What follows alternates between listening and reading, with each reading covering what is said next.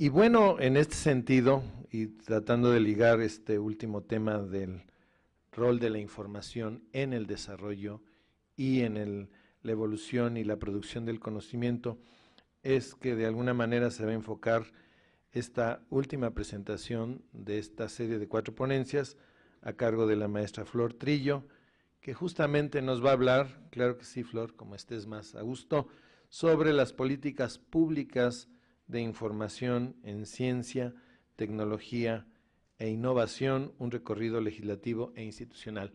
Les recuerdo que ustedes ya están recibiendo unas tarjetas en donde por favor vayan anotando las preguntas que quieran hacer a los panelistas de la mesa y bueno, como un dato adicional, por supuesto, poner de qué institución nos acompañan para saber hasta dónde llegó el impacto de este seminario.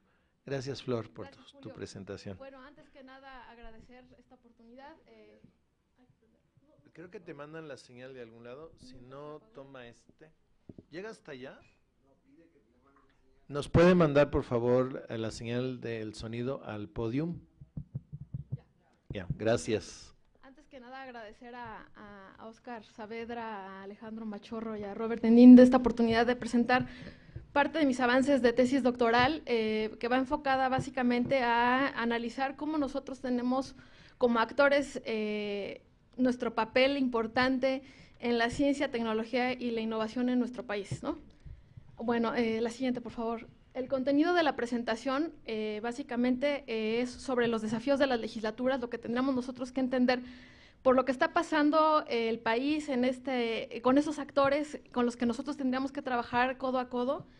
Los centros públicos de investigación, que son los que generan la información y los que consumen información científica, las legislaciones federales, las legislaciones estatales, lo que dice el CONACYT que hacen los investigadores en nuestro país, cómo nos miran de manera internacional, cómo estamos nosotros posicionados como país, y bueno, finalmente brindar unas conclusiones y unas recomendaciones.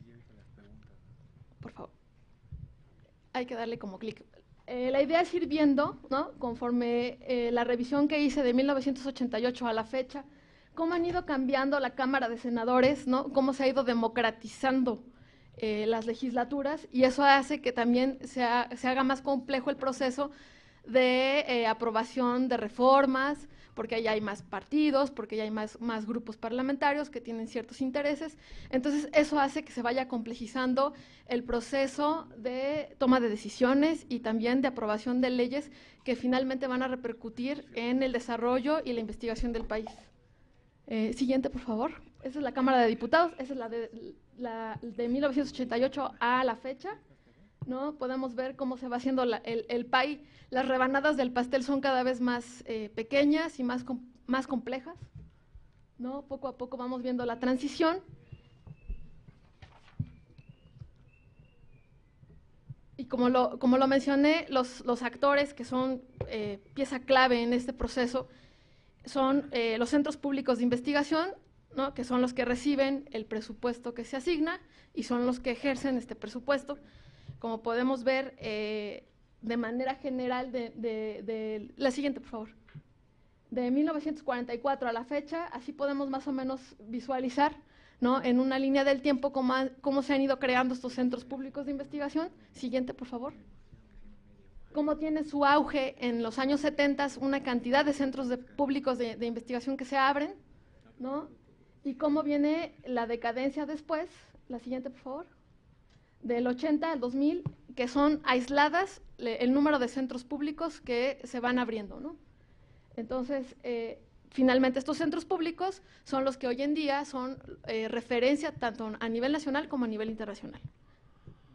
Entonces, bueno, podemos hablar de una descentralización de la ciencia y de la investigación y de la tecnología. Pues podemos notar que el CONACYT ya tiene bien identificado cuáles son los estados que son especialistas en ciertos temas, ¿no? Aquí podemos ver el caso de las ciencias sociales, pero finalmente no podemos hablar de una representatividad a nivel nacional en donde en todas las partes del país haya actividad en todas las áreas del conocimiento, ¿no? Lo que vamos a analizar son dos legislaciones, básicamente. las más importantes, que es la Ley de Ciencia y Tecnología y la Ley Orgánica del CONACYT. Las otras tienen que ver porque en algún momento se menciona, por ejemplo, en el caso de la Ley General de Salud, hay una vinculación con el genoma humano, discusiones que se han llevado de iniciativas, ¿no? Está la ley de la creación de la Agencia Espacial Mexicana, la ley de propiedad industrial, la ley orgánica de administración pública, donde han sufrido reformas gracias a que la ley de ciencia y tecnología ha tenido incidencia directamente en llevar de manera integrada con otras áreas su trabajo y su colaboración. Para fines de esta presentación, yo les comento que hice una revisión gracias al apoyo de Fabiola, que fue aquí fundamental a través de la Gaceta Parlamentaria y todas las cosas que mostró hace unas horas. Fue fundamental el que yo pudiera sacar esta información. Cuando busco qué hay de ciencia y tecnología en las bases de datos de la Cámara de Diputados, me encuentro con 4 categorías, como las llaman ellos, ¿no? Unas que fueron aprobadas, que fueron 31 iniciativas aprobadas en el periodo de 1988 a la fecha. 4 iniciativas que están en periodo de prórroga, ¿no? 22 iniciativas que están turnadas a las comisiones y 7 iniciativas que fueron dictaminadas y que se consideran como asunto concluido. O sea, cuando te dicen no, a eso se refieren cuando están dictaminadas y se consideran asunto concluido. Entonces, bueno, para un ejemplo claro y específico de cómo funcionan nuestras leyes las leyes en nuestro país, tenemos la Ley de Ciencia y Tecnología, que ha sufrido 17 reformas desde que surgió en el 2002. ¿Qué quiere decir esto? Hasta cierto punto, notar o hacer notar que no hay mucha claridad de como por dónde tendríamos nosotros que aclarar esas ambigüedades que quedan dentro de las leyes cuando se hacen, por ejemplo, ¿no? Tenemos los grupos parlamentarios que han propuesto estas modificaciones, evidentemente pegan en los partidos más importantes o representativos en nuestro país, ¿no? Y podemos notar que estas iniciativas tienen diferentes connotaciones, diferentes intereses. Si le puedes dar a la siguiente, por favor. Básicamente, ¿cuáles son los cambios que han sufrido o las reformas importantes que se han aprobado, ¿no? Evidentemente es de la asignación presupuestal. Como ustedes saben, también hay una discusión bastante fuerte sobre la asignación que se asigna y que ni siquiera llega al 1% del Producto Interno Bruto, que ese es un problema bastante grave, en donde se supone que para el 2018 nosotros tendríamos que considerar que el presupuesto asignado fuera de 12,000 millones de pesos. ¿Cuánto dinero se gasta en otras cosas que no tienen nada que ver con ciencia y tecnología, por ejemplo, ¿no? Creación de fondos de investigación y desarrollo tecnológico, ¿no? Algún grupo parlamentario solicitó que se hiciera esta reforma, que se haga una simplificación del ejercicio presupuestal, toda la burocracia que conlleva el poder que los centros públicos de investigación puedan tener acceso a esos presupuestos, hace que se complejice de manera abismal el proceso. Que se elimine, esta iniciativa me pareció muy interesante porque se pedía que se eliminaran los créditos y las condicionantes para la asignación de becas de posgrado. Hoy en día las personas que reciben becas pueden irse del país, no se les cobra, no hay ningún compromiso de ningún tipo y de ninguna forma, ¿no? Entonces, ese tipo de modificaciones van haciendo que la fuga de cerebro se promueva, etcétera, etcétera, ¿no? La inclusión de la educación media tecnológica, ¿no? Que ya no nada más en la ciencia y tecnología entran las universidades, sino que también el bachillerato tecnológico está ya enmarcado. Esa es una iniciativa de Nueva Alianza, por ejemplo, ¿no? Que se incluyan los temas de transversalización de género, de perspectivas de género, que se hagan creaciones de vinculaciones entre universidades y empresas. Los problemas que siempre tenemos, los académicos se dedican a hacer investigación, pero no tiene nada que ver con lo que las empresas necesitan, y entonces no hablamos de innovación, ¿no? Inclusión de los temas de ciencia, tecnología e innovación en la educación militar y fuerza aérea, así como que la educación, como la fuerza aérea y los militares sean parte del consejo donde se asigna el presupuesto, y que los temas militares tengan que ver o tengan vinculación con ciencia y tecnología. Uno podría pensar que eso estaba vinculado y que de por sí se hacía, pues no. Es una de las reformas nuevas. Y bueno, que se hagan comités de trabajos especializados en donde haya dependencias de universidades, sociedad civil, y se discuta el trabajo de las secretarías de los estados y dependencias gubernamentales. Entonces son reformas que, bueno, nosotros podríamos decir, bueno, y al gremio bibliotecario, como para qué le importa. Bueno, sí nos tiene que importar, porque son políticas de información que están muy escondiditas y de manera muy sutil y muy fina dentro de la legislación, en donde nosotros tenemos un papel importantísimo. Siguiente, por favor. Aquí podemos notar que todos los estados cuentan con legislación de temas de ciencia y tecnología. Podríamos estar nosotros tranquilos porque sabemos que cada estado tiene su propia legislación y que todo se hace como se espera.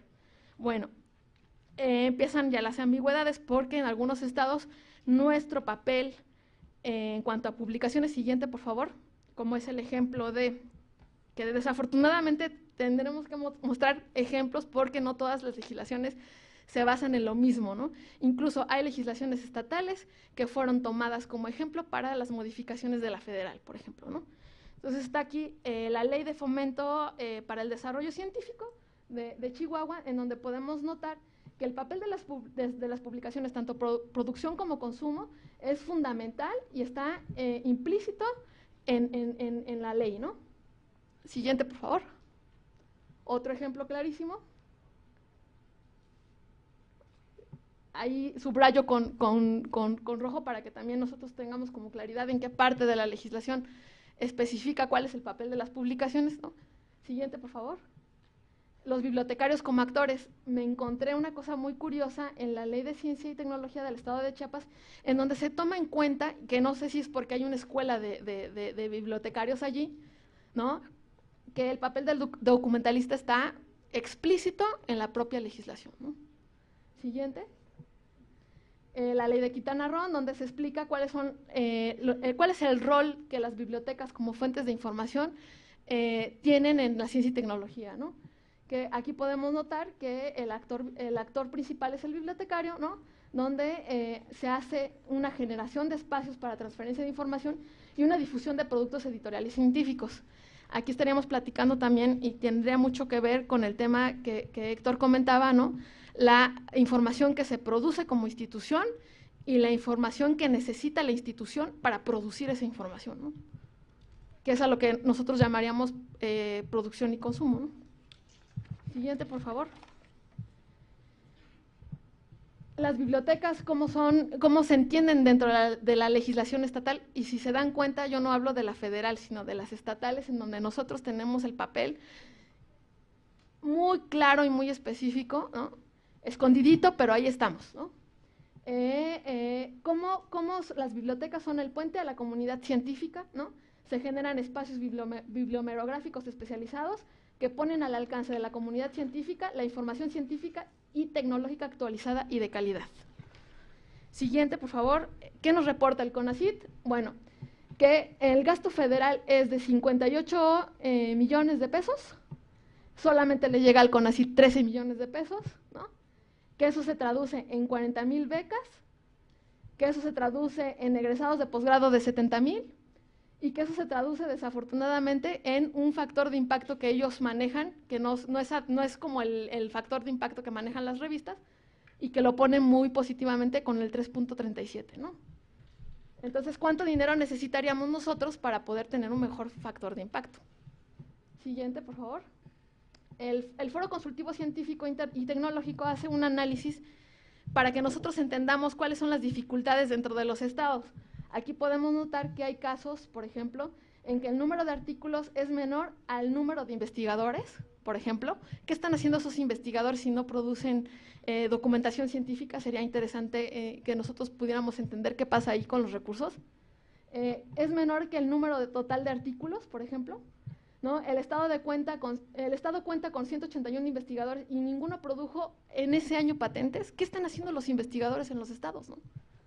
Aquí solo se menciona, ¿no?, en donde están los asteriscos, ¿no?, aquí solo se mencionan las solicitadas, pero habría que conocer cuáles fueron las concedidas. Se habla de patentes, ¿no? Hay un estado que no tiene patentes, tiene 181 investigadores, ¿no?, y estas son las solicitadas, las que el INPI reporta como solicitadas. ¿Y qué pasa con las que se concedieron, no? De por sí son poquitas, ¿cuántas serán las que se conceden, no? Siguiente. Aquí podemos ver la disparidad de los estados, ¿no? La dificultad de poder hablar de una ley federal que pueda cubrir todas las necesidades y especificidades que los estados tienen, ¿no? Siguiente, por favor. ¿Cuál es nuestra contribución en materia de documentación científica ante el mundo? De risa, ¿no? El 9,49 de los documentos son citables. Siguiente, por favor. Ocupamos el lugar 28 en el mundo. Siguiente, por favor. Y el 121 en cuanto a citas, porque no nada más el chiste es publicar, sino que te citen.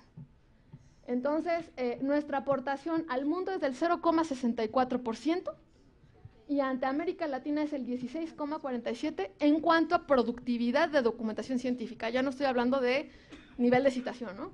Siguiente, por favor. Bueno, ¿cuál es nuestro lugar en América Latina? Un lugar padrísimo porque sabemos que somos una cantidad enorme de población, entonces somos el segundo en cuanto a generación de documentos, ¿no? Pero ahí cambia la cosa cuando hablamos de la posición de las citas, ¿no? Y nos damos cuenta que del 98 o 96 a la fecha, nuestros documentos han perdido calidad porque no reciben el índice de citación. Cuando un documento no recibe citación, quiere decir que no es original, no es innovador, no tiene nada que aportar al mundo, entonces la gente no lo cita y no lo consulta, ¿no? Siguiente, por favor. ¿En qué somos buenos, no? Estos datos nos sirven para saber en qué somos buenos. Bueno, ya sabemos que somos buenos en medicina, ya sabemos que somos buenos en física y astronomía. ¿Ustedes sabían que éramos buenos en eso? Bueno, pues entonces las políticas públicas de información deberían de fomentar que estas áreas sean más reconocidas a nivel internacional. Siguiente. ¿Quiénes son las universidades? Como siempre, la más grande, la que lleva más recursos a nivel nacional, pues es la UNAM, ¿no? Tendríamos que ver también qué lugar está ocupando la siguiente institución a nivel nacional en Iberoamérica, que es un estudio que se hizo a través de CIMAGO, en donde ocupa el lugar 26, ¿no? O sea, digamos que la UNAM es de las segundas más importantes en Iberoamérica y hasta el último lugar, que es el número 26, ya aparece el CIMBESTAF, ¿no? Pero bueno, ya figuramos un poco en los primeros lugares, ¿no? Siguiente. Y bueno, ¿cuáles serían mis conclusiones y mis recomendaciones ante esta situación?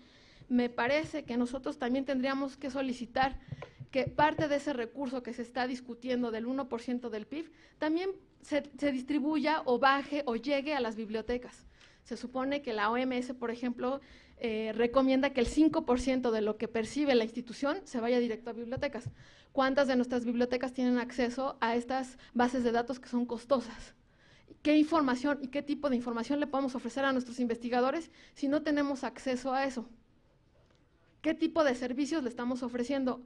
La búsqueda en Google Académico, a lo mejor, tal vez estamos hablando de un bibliotecario que sabe buscar y que es especializado, ¿no? Y en aquellos repositorios o bases de datos donde las instituciones buena onda deciden como política poder subir esos documentos de dominio público. Pero entonces aquí tendríamos que discutir si los recursos son públicos y las investigaciones son públicas, el acceso tendría que ser público. No hay nada más que discutir, ¿no? Entonces, bueno, las conclusiones a las que yo quiero llegar y que les quiero compartir a ustedes es que no basta con contar con leyes que incluyan todos los procedimientos y sus implicaciones. Como pudimos ver, la legislación muchas veces es ambigua, muchas veces no especifica cuáles son los roles de cada uno de los actores, ¿no? No está tampoco en ir asignando el presupuesto honroso al gasto federal. Del gasto federal al CONACYT no llega a la cantidad que tiene que llegar, y muchísimo menos a los centros públicos de investigación.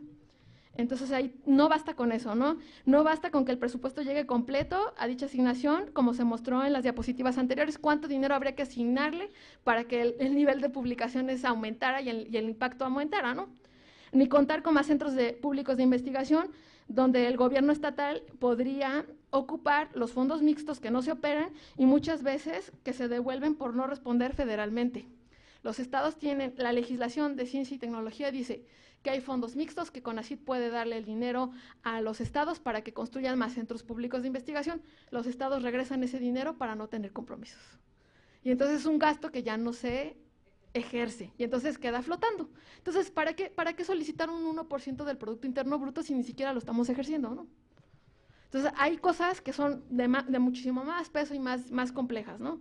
Y, por supuesto, considerar que los becarios, sobre todo los que se van al extranjero, ¿no?, regresen para incrementar la generación de artículos científicos con alto índice de citas y generación de patentes, hechos que reflejan el desarrollo del país, y tampoco está en el hecho de que al recibir la beca se comprometan a obtener el grado y ejercer la docencia. Muchas veces regresan de becas en el extranjero, no se titulan y se regresan a donde estaban, de meseros o de lo que sea, porque cualquier cosa es mejor y es mejor para su familia, que en vez de traer los conocimientos al país, ¿no? Entonces, bueno, tal vez la fórmula que requiere el país es la de incluir todos estos factores en un mismo momento para entonces generar los resultados que tanto estamos todos esperando. Por lo anterior, la responsabilidad de que nuestro país no se aproveche o se logre siquiera llegar al 1% es una responsabilidad compartida donde todos los actores, instituciones, administraciones, legislaturas, investigadores y hasta bibliotecarios, me atrevería yo a decir, tienen sus efectos y causas. Nosotros, en el momento en que podamos ofrecer servicios de calidad con acceso a bases de datos especializadas, en ese momento nosotros vamos a recibir ese reconocimiento social que tanto estamos deseando y que tanto estamos esperando, y vamos a poder lograr posicionarnos como bibliotecarios en este mundo de la ciencia, la tecnología y la innovación. Sería todo, les agradezco mucho, ahí están mis contactos. Gracias.